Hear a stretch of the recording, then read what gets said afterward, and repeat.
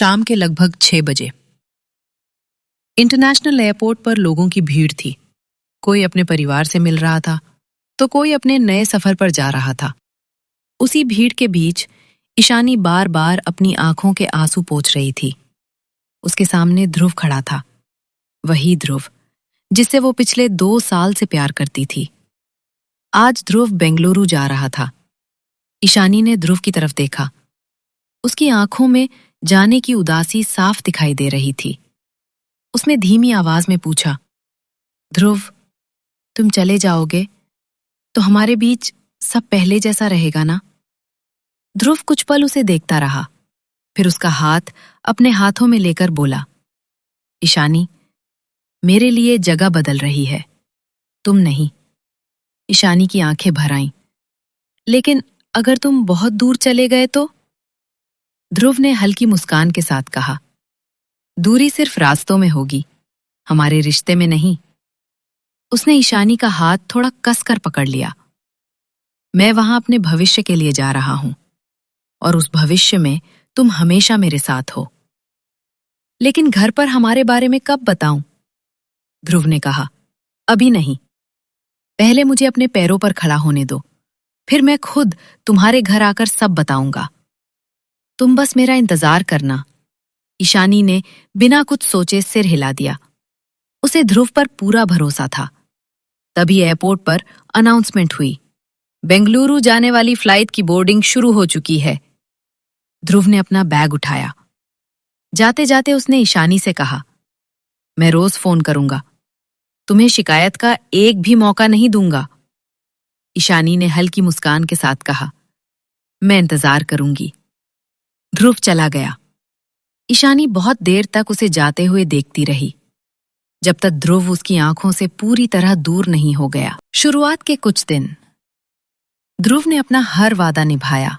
रोज phone, रोज message, कभी video call. Ishani के चेहरे पर हर बार मुस्कान आ जाती। लेकिन कुछ समय बाद ध्रुव के फोन कम होने लगे, फिर मैसेज भी कम हो गए। ईशानी हर दिन उसका फोन देखती, कई बार खुद फोन करती, लेकिन ध्रुव फोन नहीं उठाता। वो मैसेज करती, ध्रुव, सब ठीक है? लेकिन कोई जवाब नहीं आता। दिन बीतते गए, हफ्ते बीत गए और ईशानी की उम्मीद धीरे धीरे कमजोर होने लगी। एक दिन उसके माँ पापा ने उससे कहा, बेटा, तुम्हारे लिए एक बहुत अच्छा रिश्ता आया है। लड़का अच्छा है, परिवार भी अच्छा है। ईशानी कुछ पल सोचती रही। उसके मन में सिर्फ एक बात आई, अगर ध्रुव वापस आ गया तो? हो सकता है वो जल्द ही वापस आ जाए। उसने तुरंत अपने माता पिता से कहा, अभी नहीं पापा, मैं अभी शादी नहीं करना चाहती। उसके पिता ने पूछा, लेकिन बेटा, कोई वजह तो होगी? ईशानी ने अपनी असली बात नहीं बताई, बस इतना कहा, अभी मुझे अपना करियर बनाना है, शादी के बारे में बाद में सोचूंगी। माता पिता ने उसकी बात मान ली, लेकिन ईशानी जानती थी वो शादी के लिए सिर्फ इसलिए मना कर रही थी क्योंकि उसे अब भी ध्रुव के लौटने का इंतजार था। वो हर रोज ध्रुव को फोन करती रही, कभी एक बार, कभी कई बार, लेकिन ध्रुव ने एक बार भी फोन नहीं उठाया। ईशानी उसे बताना चाहती थी कि उसके माता पिता उसके लिए रिश्ता देख रहे हैं। वो चाहती थी कि ध्रुव एक बार उससे बात कर ले, बस एक बार। लेकिन ध्रुव की तरफ से कोई फोन नहीं आया, कोई मैसेज नहीं आया। और फिर एक दिन ईशानी के ऑफिस में एक बड़ी मीटिंग की खबर आई। मैनेजर ने पूरी टीम को बताया, अगले हफ्ते हमारी कंपनी की एक बड़ी बिजनेस मीटिंग बेंगलुरु में है। ईशानी, तुम भी इस प्रोजेक्ट का हिस्सा हो। बेंगलुरु का नाम सुनते ही ईशानी के चेहरे पर कई दिनों बाद मुस्कान आई। वही शहर जहां ध्रुव रहता था। उसने मन में सोचा, शायद इस बार ध्रुव से बात हो जाएगी। उसने तय किया, वो ध्रुव को कुछ नहीं बताएगी, वो उसे अचानक जाकर सरप्राइज देगी। लेकिन ईशानी को क्या पता था, जिस सरप्राइज की तैयारी वो कर रही थी, उससे कहीं बड़ा सरप्राइज ध्रुव उसके लिए तैयार कर चुका था। 3 दिन बाद ईशानी अपनी ऑफिस टीम के साथ बेंगलुरु पहुंच गई। दिन भर मीटिंग चली। शाम को कंपनी की तरफ से होटल में एक छोटी सी पार्टी रखी गई। सभी लोग हंस बोल रहे थे। लेकिन ईशानी का ध्यान बार बार अपने फोन पर जा रहा था। 3 साल बाद वो उसी शहर में थी जहां ध्रुव रहता था। उसका मन बार बार कह रहा था कि ध्रुव को फोन कर दे, लेकिन फिर वो मुस्कुरा दी। नहीं, पहले उसे सामने से सरप्राइज देती हूँ। वो होटल की बालकनी में चली गई। नीचे सड़क पर गाड़ियां आ जा रही थी। ईशानी रेलिंग के पास खड़ी होकर बाहर देखने लगी। तभी होटल के गेट पर एक कार आकर रुकी। कार से एक लड़का बाहर निकला। ईशानी की नजर जैसे ही उस पर पड़ी, उसका चेहरा खुशी से खिल उठा। ध्रुव। 3 साल बाद उसे सामने देखकर उसकी आंखों में खुशी आ गई। लेकिन अगले ही पल उसकी नजर ध्रुव के साथ बाहर आती एक लड़की पर पड़ी। ईशानी की मुस्कान धीरे धीरे गायब हो गई। वो लड़की ध्रुव के बहुत करीब चल रही थी। फिर उसने ध्रुव का हाथ पकड़ लिया। ईशानी कुछ पल तक वहीं खड़ी रही। उसके मन में एक ही सवाल था, ये लड़की कौन है? वो तुरंत बालकनी से नीचे चली गई। होटल के बाहर पहुंचकर उसने ध्रुव को आवाज दी, ध्रुव। ध्रुव ने पीछे मुड़कर देखा। ईशानी को देखते ही उसके चेहरे पर घबराहट आ गई। ईशानी? ईशानी उसके सामने आकर खड़ी हो गई। उसकी आंखों में खुशी की जगह अब सवाल थे। तुम यहां हो? फिर उसने उस लड़की की तरफ देखा। और ये कौन है? ध्रुव कुछ कह पाता उससे पहले वो लड़की मुस्कुराते हुए आगे आई। हाय, मैं नैना मल्होत्रा हूं, उसने ध्रुव की तरफ देखते हुए कहा। और ये मेरे मंगेतर हैं। ईशानी जैसे अपनी जगह पर ही रुक गई। उसने ध्रुव की तरफ देखा। मंगेतर? ध्रुव कुछ नहीं बोला। ईशानी की आंखों से आंसू निकलने लगे। ध्रुव, तुमने मुझे बताया तक नहीं? ध्रुव ने नजरें चुरा ली। तभी नैना ने ध्रुव की तरफ देखा। ध्रुव, ये कौन है? ध्रुव ने तुरंत बात संभालने की कोशिश की। पता नहीं नैना बेबी, ये कौन है? शायद कोई परेशान लड़की है। ईशानी ने हैरानी से ध्रुव को देखा। उसके आंसू अब लगातार बह रहे थे। क्या कहा तुमने? ध्रुव चुप रहा। ईशानी ने कांपती आवाज में कहा, तुम मुझे पहचानने से भी इनकार कर रहे हो? फिर वो रोते हुए बोली, तुम धोखेबाज हो ध्रुव। तुमने मेरे साथ जो किया वो अलग बात है, लेकिन अब इस लड़की से भी झूठ बोल रहे हो। नैना का चेहरा बदल गया। उसने ध्रुव की तरफ देखा। ध्रुव, ये क्या कह रही हैं? तुम दोनों के बीच आखिर रिश्ता क्या है? ध्रुव परेशान होकर बोला, नैना, तुम मेरी बात सुनो। लेकिन ईशानी ने उसकी बात काट दी। नहीं, आज मुझे बोलने दो। उसने ध्रुव की तरफ देखते हुए कहा, 3 साल तक मैं तुम्हारा इंतजार करती रही। हर दिन तुम्हारा फोन आने का इंतजार किया। तुम्हें पता था कि मेरे घरवाले मेरे लिए रिश्ता देख रहे हैं। फिर भी तुमने मुझे एक बार फोन करके नहीं पूछा कि मैं किस हाल में हूं। ध्रुव ने गुस्से में उसका हाथ पकड़ा और उसे थोड़ा दूर ले गया। बस करो ईशानी, यहां ड्रामा करने की कोई जरूरत नहीं है। ईशानी ने अपना हाथ छुड़ाते हुए कहा, ड्रामा? जिस रिश्ते को तुमने 3 साल तक मेरे सामने सच बताया, आज वही तुम्हारे लिए ड्रामा है? ध्रुव ने गुस्से में कहा। जो होना था हो गया, अब मेरी जिंदगी में मत आओ। ईशानी उसे आंसुओं के बीच देखती रही। ध्रुव ने आखिरी बार कहा, आज के बाद मुझे अपनी शक्ल मत दिखाना। फिर उसने नैना का हाथ पकड़ा। चलो नैना। नैना जाते जाते भी ध्रुव को सवालों भरी नजर से देख रही थी। ध्रुव उसे लेकर वहां से चला गया। ईशानी वहीं खड़ी रह गई। आंसू उसके चेहरे पर बह रहे थे। उसने जाते हुए ध्रुव को देखा और बहुत धीमी आवाज में कहा, गुड बाय ध्रुव, तुम भी मुझे अपनी जिंदगी में कभी मत मिलना। वो पलटी और भारी कदमों से होटल के अंदर चली गई। उस दिन ईशानी को सिर्फ अपना प्यार टूटता हुआ महसूस नहीं हुआ। उसे लगा जिस इंसान पर उसने सबसे ज्यादा भरोसा किया था, उसी ने उसके भरोसे की कोई कीमत नहीं समझी। बैंगलोर से वापस आने के बाद ईशानी पूरी तरह बदल गई।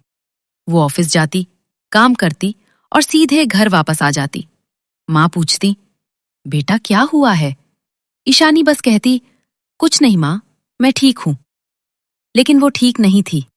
उसके अंदर बहुत कुछ टूट चुका था। कई दिन बीत गए। फिर एक शाम उसका फोन बजा। स्क्रीन पर ध्रुव का नाम था। ईशानी ने कुछ पल फोन को देखा, फिर कॉल उठा ली। ध्रुव ने गुस्से में कहा, ईशानी, तुम चाहती क्या हो? ईशानी कुछ नहीं बोली। ध्रुव फिर बोला, तुम मेरा पीछा करते हुए बैंगलोर तक आ गई। अब मेरा पीछा करना बंद करो।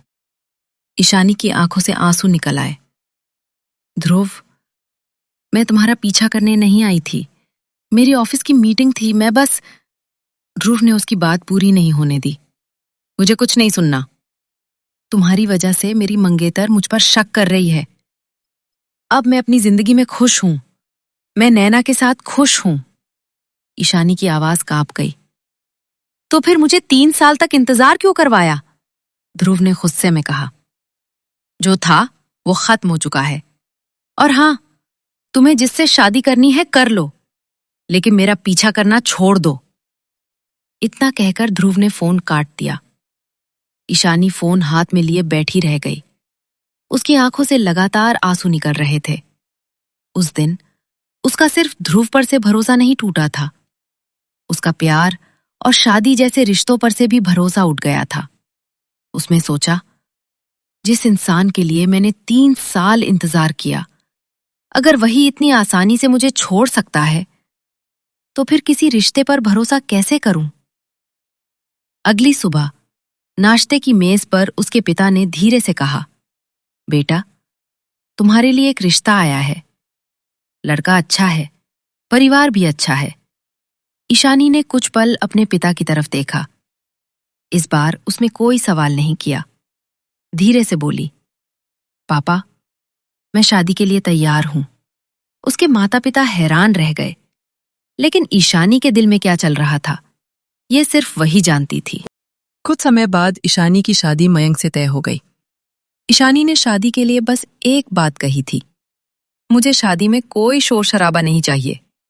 इसलिए दोनों की शादी बहुत सादगी से हुई। कुछ करीबी रिश्तेदार, घर की छोटी सी सजावट और परिवार की मौजूदगी में सारी रस्में पूरी हो गईं। लेकिन शादी की रात, जब सब लोग सो चुके थे, ईशानी अपने कमरे की खिड़की के पास खड़ी बाहर देख रही थी। चेहरे पर खुशी नहीं थी। उसके मन में अब भी बैंगलोर की वही शाम घूम रही थी। ध्रुव की बातें, उसका धोखा और वो आखिरी मुलाकात। तभी कमरे का दरवाजा धीरे से खुला। मयंक अंदर आया।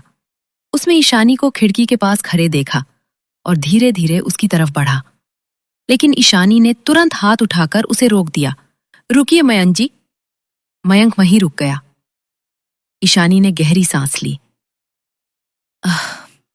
मुझे आपसे कुछ कहना है, मयंक ने शांत आवाज में कहा। जी ईशानी जी, कहिए। ईशानी ने अपनी नजरें नीचे कर ली। मयंक जी, मैं इस रिश्ते को पूरी ईमानदारी से निभाऊंगी। आपके परिवार की इज्जत करूंगी, आपकी भी। लेकिन आप मुझसे पति पत्नी वाले रिश्ते की कोई उम्मीद मत रखिएगा। मयंक कुछ पल उसे देखता रहा, फिर बहुत सहजता से बोला, ठीक है ईशानी जी, मैं आपसे कोई सवाल नहीं करूंगा। ईशानी ने हैरानी से उसकी तरफ देखा। मयंक ने हल्की मुस्कान के साथ कहा, लेकिन एक बात पूछ सकता हूं? ईशानी ने धीरे से सिर उठाया। जी, क्या हम अच्छे दोस्त बन सकते हैं? ईशानी उसे देखती रह गई। उसे इस जवाब की बिल्कुल उम्मीद नहीं थी। मयंक ने आगे कहा, ईशानी जी, आप इस कमरे में आराम से रहिए, मैं दूसरे कमरे में सो जाऊंगा। और आपको किसी भी चीज की जरूरत हो तो अपने इस दोस्त से बिना झिझक कहिएगा। फिर उसने दरवाजे की तरफ कदम बढ़ाए। आज का दिन आपके लिए बहुत थकाने वाला रहा होगा, अब आप आराम कीजिए। गुड नाइट ईशानी जी। मयंक कमरे से बाहर चला गया। ईशानी कुछ देर तक उसी तरफ देखती रही। उसके मन में एक सवाल उठा, शायद सभी लड़के एक जैसे नहीं होते। लेकिन अगले ही पल उसके मन ने कहा, या फिर शुरुआत में हर कोई अच्छा ही बनता है। और फिर उसका मन दोबारा ध्रुव की पुरानी बातों में चला गया। वही वादे, वही इंतजार और वही भरोसा, जिसने आखिर में उसे इतना दर्द दिया था। समय धीरे धीरे बीतने लगा। शादी को लगभग 3 महीने हो चुके थे। ईशानी और मयंक अब पहले से काफी सहज थे।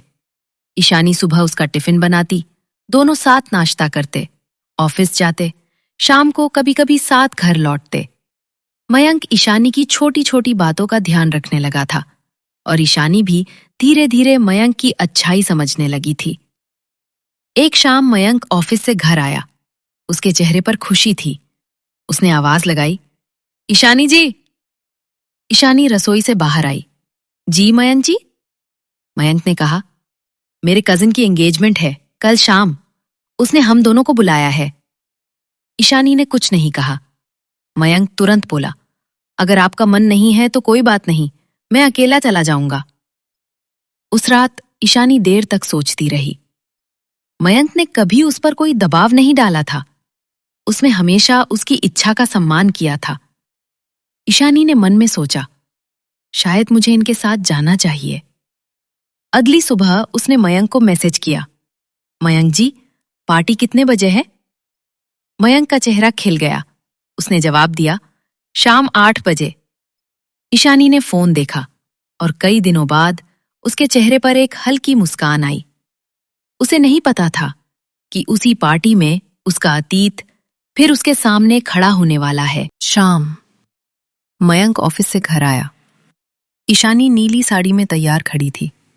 मयंक कुछ पल उसे देखता रास्ता, फिर मुस्कुराकर बोला, ईशानी जी, आप बहुत अच्छी लग रही हैं। ईशानी ने हल्की मुस्कान दी। दोनों पार्टी के लिए निकल गए। रात करीब 8 बजे मयंक की कार एक बड़े और शानदार बंगले के सामने रुकी। पूरा बंगला रंग बिरंगी रोशनी से चमक रहा था। अंदर पार्टी चल रही थी। म्यूजिक, हंसी, रिश्तेदार, चारों तरफ रौनक थी। मयंक ने मुस्कुराकर कहा, चले? ईशानी ने सिर हिला दिया। दोनों अंदर पहुंचे। मयंक ईशानी को अपने रिश्तेदारों से मिलाने लगा। तभी उसकी नजर हॉल के दूसरी तरफ खड़े एक ग्रुप पर पड़ी। उसके चेहरे पर खुशी आ गई। अरे, वो रहा मेरा कजिन। मयंक ने ईशानी की तरफ देखा। आइए, आपको उससे मिलवाता हूं।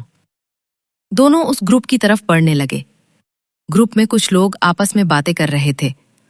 उनके बीच ध्रुव खड़ा था। मयंक ने पास पहुंचकर आवाज लगाई, हे ध्रुव। ईशानी के कदम अचानक रुक गए। ध्रुव। सिर्फ उसका नाम सुनते ही ईशानी का चेहरा बदल गया। ध्रुव ने भी आवाज सुनकर पीछे मुड़कर देखा। सामने ईशानी थी। कुछ पल के लिए दोनों एक दूसरे को देखते रह गए। ईशानी के सामने बेंगलोर का होटल आ गया। नैना, ध्रुव की बातें और उसका आखिरी फोन, सब कुछ एक साथ याद आने लगा। तभी मयंक ने ध्रुव के कंधे पर हाथ रखा। भाई, कैसा है तू? ध्रुव ने खुद को संभालते हुए कहा, ठीक हूं, तू बता। मयंक ने खुशी से ईशानी की तरफ इशारा किया, और ये देख, आज मैं अपनी पत्नी को भी साथ लाया हूं। ध्रुव ने हैरानी से ईशानी को देखा। मयंक हंसते हुए बोला, तू तो हमारी शादी में भी नहीं आया था। ध्रुव के चेहरे पर हैरानी साफ दिखाई देने लगी। उसी समय पीछे से एक जानी पहचानी आवाज आई, ध्रुव बेबी। ईशानी ने तुरंत पीछे मुड़कर देखा। नैना वहां खड़ी थी। वही नैना जिसे ईशानी ने 3 साल पहले बेंगलोर के होटल में ध्रुव के साथ देखा था। नैना की नजर जैसे ही ईशानी पर पड़ी, वो भी कुछ पल के लिए रुक गई। उसने ईशानी को पहचान लिया। तुम? ईशानी कुछ बोल पाती उससे पहले नैना ध्रुव की तरफ देखकर बोली, ध्रुव, ये वही लड़की है ना? ध्रुव का चेहरा परेशान हो गया। वो तुरंत नैना की तरफ बढ़ा। नैना, बाद में बात करते हैं। नैना ने हैरानी से पूछा, लेकिन तुम इसे जानते हो? ध्रुव ने बात संभालने की कोशिश की। हाँ, पुरानी जान पहचान है। ईशानी ने यह सुन लिया। उसके चेहरे पर दर्द साफ दिखाई दिया। इतने में मयंक ने ईशानी की तरफ देखा। ईशानी जी, आप ठीक है ना? ईशानी ने खुद को संभालने की कोशिश की, लेकिन उसकी आंखें बार बार ध्रुव और नैना की तरफ जा रही थीं। उसने धीमी आवाज में कहा, मयंक जी, हम घर चले? मयंक चौंका। क्या हुआ? ईशानी ने नजरें नीचे कर ली। मेरी तबीयत कुछ ठीक नहीं लग रही। मयंक ने बिना कोई सवाल किए कहा, ठीक है चलिए। दोनों तुरंत पार्टी से बाहर निकल रहे। पीछे नैना की नजर ईशानी के जाते हुए चेहरे पर थी। फिर उसने ध्रुव की तरफ देखा। ध्रुव, मुझे तुमसे बहुत कुछ पूछना है। ध्रुव कुछ नहीं बोला, क्योंकि उसे समझ आ चुका था 3 साल पहले छुपाई हुई बात शायद अब फिर उसके सामने खड़ी थी। रात का समय था। मयंक कार चला रहा था। ईशानी खिड़की के बाहर देख रही थी। बाहर सड़क पर स्ट्रीट लाइट्स और गाड़ियों की रोशनी दिखाई दे रही थी। कार के अंदर दोनों कुछ नहीं बोल रहे थे, लेकिन ईशानी के मन में बहुत कुछ चल रहा था। ध्रुव फिर से उसकी जिंदगी के सामने आ गया था। जिस अतीत को वो पीछे छोड़ चुकी थी, वही अतीत अब उसके नए रिश्ते के सामने खड़ा था। मयंक बार बार ईशानी की तरफ देख रहा था। उसके चेहरे पर चिंता थी। वो सोच रहा था, ईशानी जी इतनी परेशान क्यों हो गईं? क्या पार्टी में किसी ने कुछ कह दिया, या फिर कोई और वजह है? मयंक ने कुछ नहीं पूछा। वो बस चुपचाप गाड़ी चलाता रहा। घर पहुंचते ही ईशानी कार से उतरी। मयंक कुछ कह पाता उससे पहले ही वो सीधे अपने कमरे में चली गई। उसने दरवाजा बंद कर लिया, एक शब्द भी नहीं कहा। मयंक बाहर ही खड़ा रह गया। उसने दरवाजे की तरफ देखते हुए मन में सोचा, आखिर ईशानी जी इतनी परेशान क्यों हो गईं? क्या किसी ने उन्हें कुछ कह दिया, या फिर कोई और वजह है? उधर कमरे के अंदर ईशानी दरवाजे के पास ही फर्श पर बैठ गई। अब वो खुद को रोक नहीं पाई। उसकी आंखों से आंसू बहने लगे। वो अपने हाथों से चेहरा ढककर रोने लगी। उसे डर लग रहा था। 3 साल बाद ध्रुव फिर उसके सामने आ गया था, और इस बार वो अकेली नहीं थी। उसकी जिंदगी में मयंक था, एक ऐसा इंसान जिसने उसे बिना किसी सवाल के अपनाया था, जिसने कभी उसके पुराने रिश्ते के बारे में नहीं पूछा, जिसने हमेशा उसका साथ दिया। ईशानी के मन में सिर्फ एक डर था, अगर ध्रुव की वजह से मेरे और मयंक के बीच सब कुछ खराब हो गया तो? उसने आंखें बंद कर ली। उसका नया रिश्ता अभी ठीक से संभलना शुरू ही हुआ था, लेकिन अब उसके पुराने प्यार का नाम फिर सामने आ चुका था, ध्रुव। और ईशानी को महसूस हो रहा था कि आने वाले दिनों में उसके नए रिश्ते के सामने बहुत बड़ी परेशानी खड़ी होने वाली है।